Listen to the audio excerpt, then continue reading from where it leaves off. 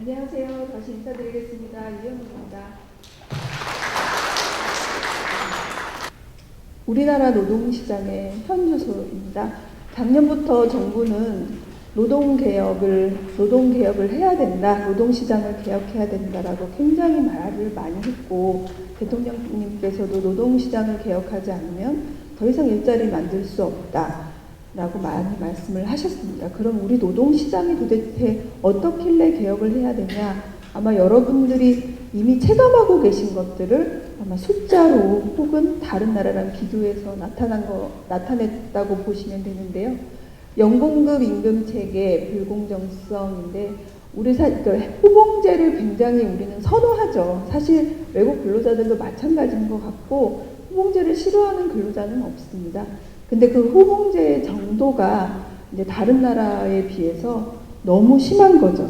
그래서 유로나 일본도 사실은 연공급 체계를 가지고 있는 나라인데 일본보다도 우리나라는 이렇게 심합니다. 그러니까 청년들이 입사를 해서 한 2, 3년, 3, 4년 어느 정도 숙련이 되면 그 숙련이 돼서 생산성만큼 임금을 올려줘야 되는데 청년들은 임금을 못 올려주고 있고 그 다음에 이제 중장년이 올라갈수록 생산성이 유지되거나 약간 하향할 수 있는데 그 생산성에 상관없이 임금은 계속 올라가죠. 그러다 보니까 청년들은 과소보상 받게 되고 중장년층은 약간 과대보상 받는 이런 문제가 있습니다. 대기업 노사의 다막적 구조, 이거는 사실 거의 20년 가까이 이야기된 것 같아요. 제가 17년째 공직 생활을 하는데 그때도 이게 굉장히 이슈였어요. 다만 그때는 이것들은 이런 대기업 노사의 다막적 구조들은 어쩔 수 없는 거 아니냐. 정부가 과연 뭘 할 수 있을까라는 고민이 많았지만 지금은 그 다막적 구조에 의한 임금 격차가 점점점 커져서 사회 전체가 수용할 수 있는 수인 한계를 넘어선 것 같습니다. 그렇기 때문에 정부가 억지로 제재를 가할 수는 없지만 그래도 최소한 이런 수치들은 명확하게 우리가 인식을 하고 우리가 노사를 지도한다든가 대기업들을 통해서 상생을 유도할 수 있는 정책을 펼쳐나가야 된다는 것입니다. 그 다음에 재작년부터 우리가 뜨겁게 법원 이슈를 달군 통상임금을 둘러싸고 지금 판결이 좀 굉장히 일관된 판결을 한다고 하지만 그래도 근로자들이나 사업주들은 혼란스러워하고 있고요. 근로시간 관련해서 휴일근로와 연장근로에 대해서 법적으로 어떻게 해석을 할 것인가 법원 판결이 곧 나올 겁니다. 이거에 관련해서도 굉장히 불확실성이 많습니다. 그리고 해고를 둘러싼 다툼도 우리는 공무원이니까 사실은 별로 중요하게 생각하지 않는 이슈인데 일반 근로자들한테는 1년에 13,000건이 넘는 다툼이 있습니다. 사실은 이거를 노동위원회나 이렇게 법원에 다툼을 가져간다는 거는 근로자 입장에서 굉장히 결심을 하지 않으면 안 되는 것임에도 불구하고 실질적으로 이렇게 소송이나 노동위원회 제기를 하는 게 13,000건이나 된다는 거는 해고나 이제 고용관계 종료를 둘러싸고 굉장히 사회적인 분쟁이 많고 에너지가 많이 소모된다는 것이죠. 기간제 파견제도 규율의 한계는 여러분도 더 잘 아실 거예요. 우리 공공부문에서도 사실 11개월짜리 계약 많이 하지 않습니까? 사실 우리 스스로도 굉장히 불합리하다라고 느끼고 있죠. 그 결과 우리나라 고용구조는 이런 현실을 보여주고 있습니다. 일단은 정규직 직접 채용 기회가 굉장히 축소되고 있습니다. 청년들이 갈 데가 없는 거죠. 갈 만한 일자리가 없고 그 다음에 노동시장의 유연성이 떨어지다 보니까 대기업들은 이제 과거에 비정규직이나 기간제 근로자를 사용했던 것도 이제 안 하고 다 외주화주고 있고 하도급 주고 있습니다. 그러니까 심하게 표현하면 요즘은 고용주가 없는 노동시장이다. 이런 식으로까지 표현을 하죠. 그래서 보통 사람들이 평범하게 살 수 있는 중간 일자리가 늘어나기 어려운 구조입니다. 일하는 사람들 간의 불공정 심화는 아까 말씀드린 것과 같은 맥락이고요. 상하이 10% 임금 격차가 4.7배나 나는 거죠.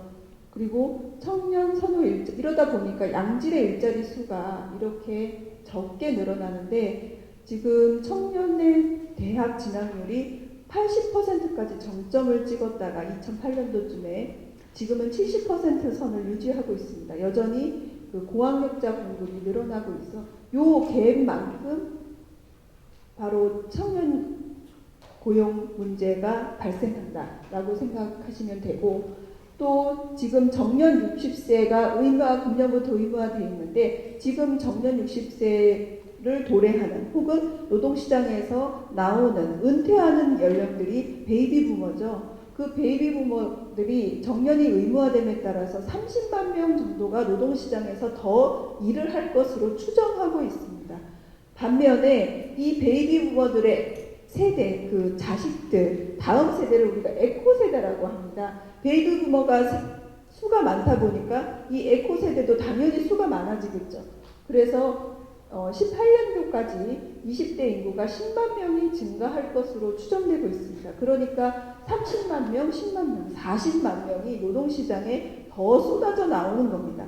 그러니까 지금 청년 실업률이 지난 2월에 12.5%까지 치솟았죠.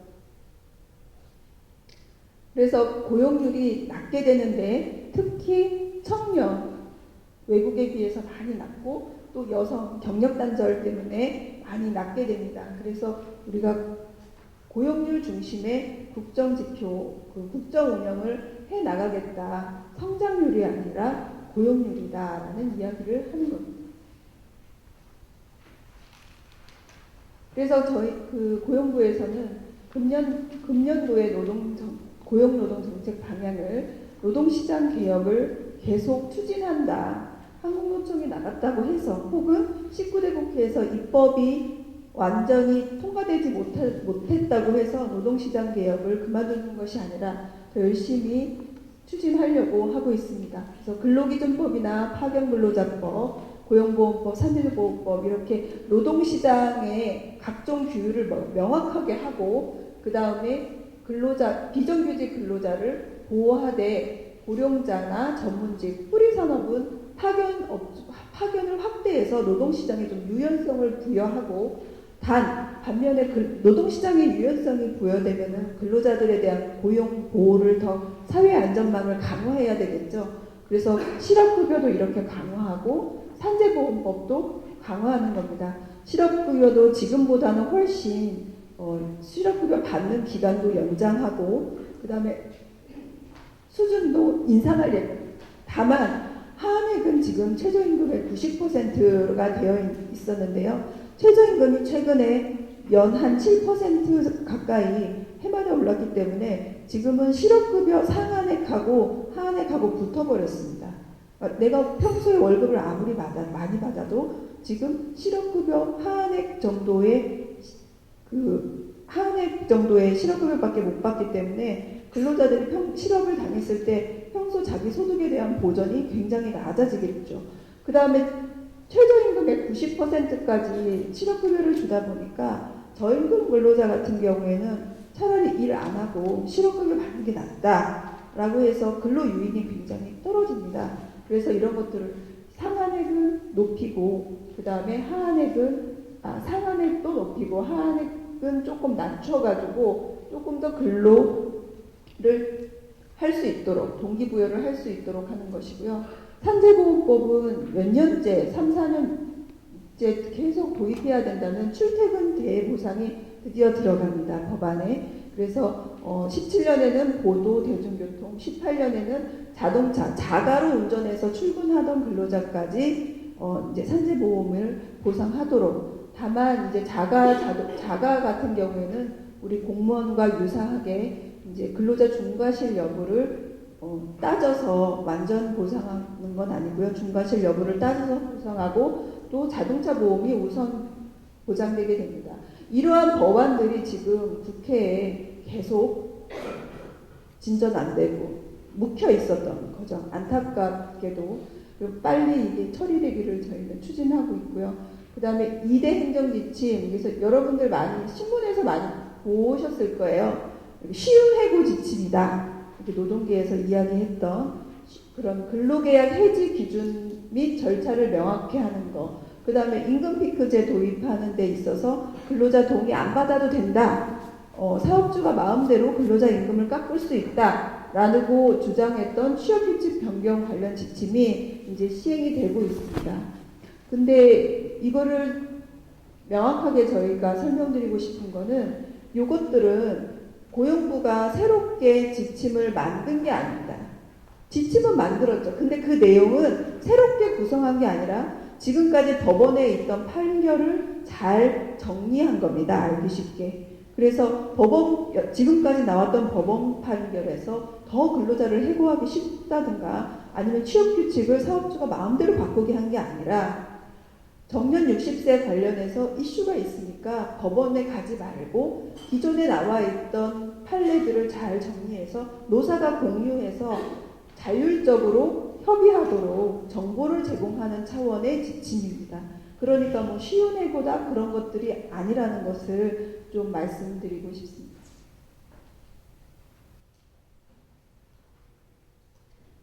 그 다음에 또 아까 누차 말씀드렸던 노동시장의 이중구조, 격차 해소를 위해서 최근에 또 상생고용 촉진 방안을 한 번 더 발표를 했는데요.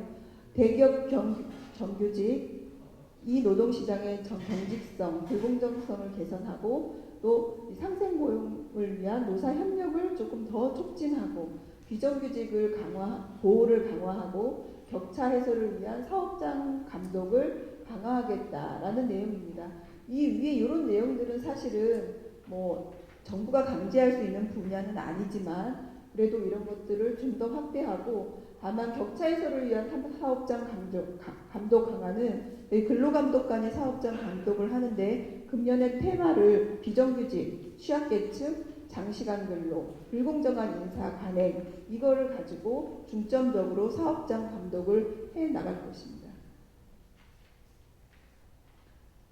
우리나라 고용률이 선진국에 비해서 굉장히 낮은데 특히 여성과 청년 때문에 낮은데 이제 이번 정부는 고용률 70%를 국정 목표로 세웠죠. 그래서 지금 사실은 역대 정부에 비해서 고용률이 가장 높습니다. 65%를 넘어간 정부는 없습니다. 그래서 고용률 자체는 가장 높은데 다만 이제 질적인 목표도 같이 높아야 되고 또 고용률 70%를 내걸었기 때문에 양적인 목표도 더 끌어올려야 되겠죠. 그래서 일자리의 질과 양 두 마리 토끼를 다 잡기 위해서 최근에 고용률 중심의 국정 운영 방향을 대통령께서 또 장관께서 다 강조하고 계십니다. 그래서 노동시장을 구조개혁하고 경제를 혁신해가지고 일자리를 창출하겠다. 모든 정책을 일자리 프레임으로 재구성하겠다라고 해서 지금 각 부처의 관계 차관들이 모여서 각 부처의 정책들을 추진했을 때 일자리가 어떻게 생기는지 다시 한번 예측하고 그 생기는 일자리가 좀 더 양질의 일자리로 생기게 하려면 어떤 정책 수단을 조금 보완해야 되는지를 지금 매달 모여서 토의하고 있습니다. 그리고 노동개혁 완수 및 추가개혁 추진 저희가 열심히 할 거고요. 그 다음에 교육개혁으로 노동개혁을 뒷받침해야 된다. 청년들을 잘 가르쳐야죠. 대학에서. 산업 수요에 맞게, 사회 수요에 맞게 대학에서 실질적으로 교육이 잘 돼야지 그 청년들이 산업 현장에 가가지고 바로바로 능력을 발휘할 수 있겠죠. 그래서 교육개혁도 같이 지금 추진하고 있습니다.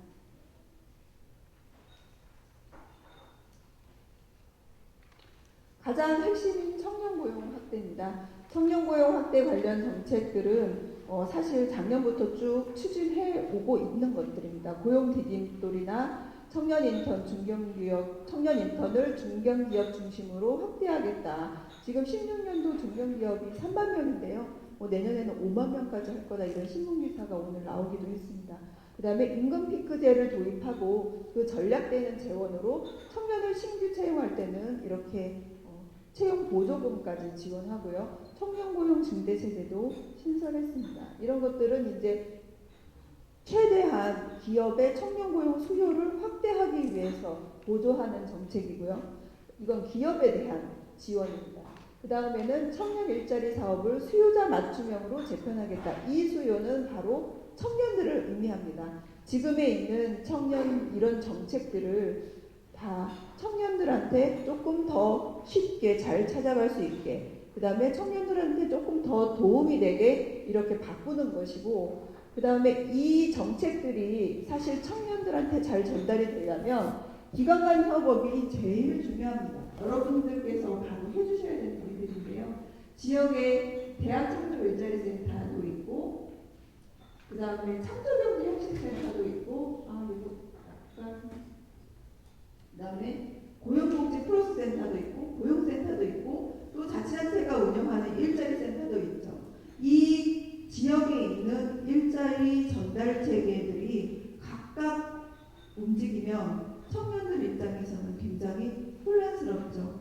수요자 입장에서는 여기 가는 게 맞는 거지. 저기서 하는 사업은 뭐고, 여기서 하는 사업은 뭐고, 또 정보도 종합적으로 전달받을 수 없게 됩니다. 그래서 이 기관 간의 협력하는 것이 가장 중요하고, 저희가 자치단체를 중심으로 이 기관 간 협업을 어떻게 잘할 것인지, 고용노동청과 우리 고용센터하고 협업하는 문제에 대해서 좀 깊이 협력하고 고민해 주셨으면 하는 게 저희 바랍니다. 경력 단절 여성으로 인해서 우리가 여성 고용률이 쑥 낮아졌는데요. 그래서 일가정 양립을 모토로 육아휴직 사각지대를 해소하고 일가정 양립 근로환경 조성하는 것도 역시 열심히 하고 있습니다. 이제 중소기업의 대체 인력도 지원하고 남서 육아휴직도 활성화하고 이런 이야기들을 사실 쭉쭉 하는데, 이런 여성의 일가정 양립을 지원하는 정책들을 사실 새로 만들면 만들수록 중소기업과 대기업의 격차는 사실 벌어지는 것 같습니다. 대기업들은 이러한 제도를 쓰기가 용이하고 중소기업에 근무하는 여성 노동자들은 사실 이런 거 쓰기가 사실 굉장히 어렵죠. 그래서 가장 중요한 게 이건 것 같아요. 제도보다는 있는 제도를 제대로 쓸 수 있게 하는 문화를 바꾸는 것, 이것들은 사실은 우리가 같이 자치단체와 우리 고용센터, 고용노동청 이런 주체들이 같이 해야 되지 않느냐라는 생각이 들고, 사실 우리 공무원들도 육아휴직을 하거나 그 다음에 특히 출산휴가 갔을 때, 육아휴직은 좀 장기간 하니까 중요한데 출산휴가는 지금 90일 하니까 동료가 출산휴가 들어가면 그 자리를 메꿔주지 않죠. 그리고 조직을 그렇게 여유 있게 운영하지 않죠. 그래서 사실은 우리 공공부문에서도 이제 여성 공무원들이 늘어나다 보니까 그것이 참 어려움이 있었는데, 저희 고용노동부도 마찬가지입니다. 고용센터를 중심으로 여성 공무원들이 많다 보니까 그런 것들이 어려움이 있었는데, 이제 정부도 육아휴직 일정 비율을 정원에 반영해서 운영하겠다고 이제 시작을 했습니다. 사실 우리가 민간 사업자한테 이렇게 하세요라고 대기업을 중심으로 말만 했는데, 사실 우리 공공조직도 공무원 조직도 이걸 실천하지 못하고 있었는데, 드디어 이제 이런 것들을 육아휴직이나 출산휴가를 갈 그 여성 공무원의 비율을 반영을 해서 정원에 반영하다 보면 이제 이것들이 조금 더 민간 부분에도 확산되지 않을까라고 기대를 하고 있습니다. 이제 지금까지 말씀드린 것은 전체 고용노동 정책에 대한 흐름과 최근의 중점 이슈에 대해서 말씀을 드렸고, 이제부터는 여러분들이 조금 더 디테일하게 고민하셔야 될 지역산업 고용 정책입니다. 잘 아시겠지만 지역산업 일자리 창출을 위해서 저희가 이번에는 지역혁신 프로젝트라는 것을 만들었습니다. 그래서 여기 관심이 많이 계실 거고, 지난번에 1차 공모에서 단 5개의 광역자치단체만 선정이 됐기 때문에 굉장히 궁금해하실 텐데요. 취지는 기존의 지역산업 맞춤형 일자리 양성 사업이 너무 소규모 훈련 사업 중심이었습니다. 근데 훈련은 지역산업 맞춤형 일자리 창출 사업 이외에도 훈련 사업은 굉장히 많거든요. 근데 과연 그 훈련 사업만으로 일자리가 창출될 수 있을까? 훈련은 인력을 수요하는 게 아니라 인력을 공급하는 거죠.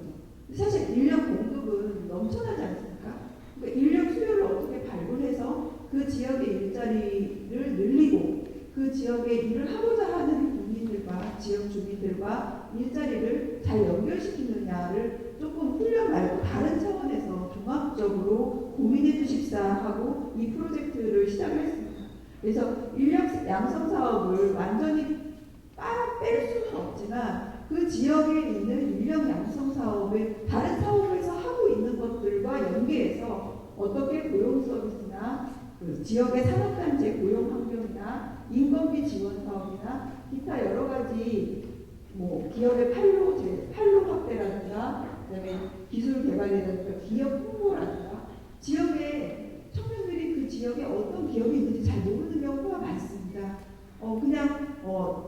뭐 수도권에 있는 청년이든 뭐 호남권에 있는 청년이든 저 경북권에 있는 청년이든 그냥 청년들이 일단 나는 무조건 대기업 입사한다라고 생각을 하고 준비를 해요. 그러다가 한 2년, 1년, 2년 시간을 낭비하고 그때서야 이제 좀 지친 후에나 지역에 있는 기업들을 돌아보게 됩니다. 하지만 그것 지역에 있는 알토란 같은 기업들을 잘 청년들한테 알려가지고 그런 거래 비용, 청년들이 일자리를 찾는 시간을 좀 단축해주면 그게 굉장히 의미가 있는 일일 수 있겠죠. 그래서 이런 것들을 좀 종합적으로 고민을 해서 사업을 패키지화 해보면 어떨까. 그래서 저희들이 1년에 50억 한도, 3년 150억까지 자치단체에 지원할 수 있도록 사업을 만들었고요. 이것들은 사실은 이 사업에 대해서는 경계가 없지 않습니까? 서비스만이나 훈련만이나 창업지원만이나 이런 경계가 없고 굉장히 유연하기 때문에 여러분들이 갖고 있는 지역의 자원들, 일자리 자원들하고 잘 연결시켜서 창의적인 그 사업이 발굴되기를 굉장히 기대하고 있습니다. 이제 금년은 이게 제일 큰 사업입니다.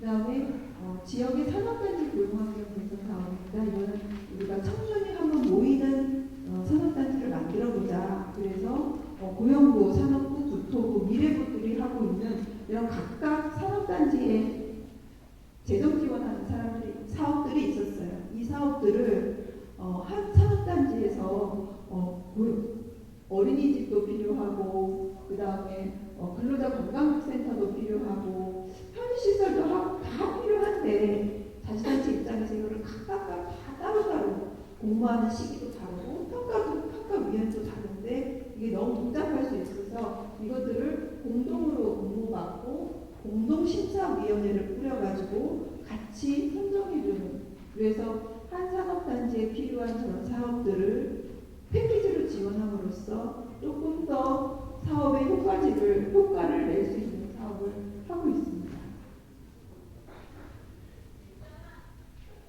그 다음에 마지막으로 대규모 구조노동을 대비해서 저희가 이제 고용 상황을, 지역의 고용 상황을 좀 모니터링을 해가지고 위기 징후를 우리가 발견을 하면 근로자의 고용 안정을 최소화하고 그 다음에 어쩔 수 없이 고용 조정이 해야 되는 경우에 근로자들의 생계 안정과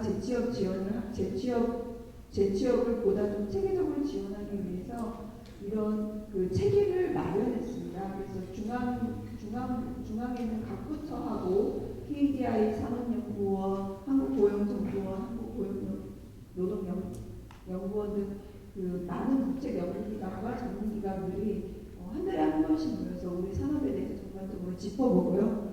그리고 지방에서는 우리 고용노동청을 중심으로 기관장들이 고용 상황, 관내 고용 상황을 지금 점검하는 회의를 하고 있습니다.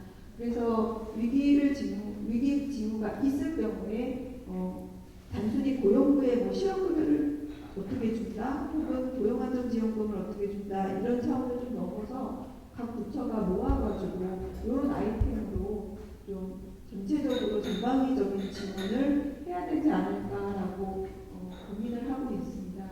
사실 이건 안 했으면 좋겠어요, 그죠? 이런 것들이 일어나면 안 좋은 거죠. 하지만 여러분들 다 아시겠지만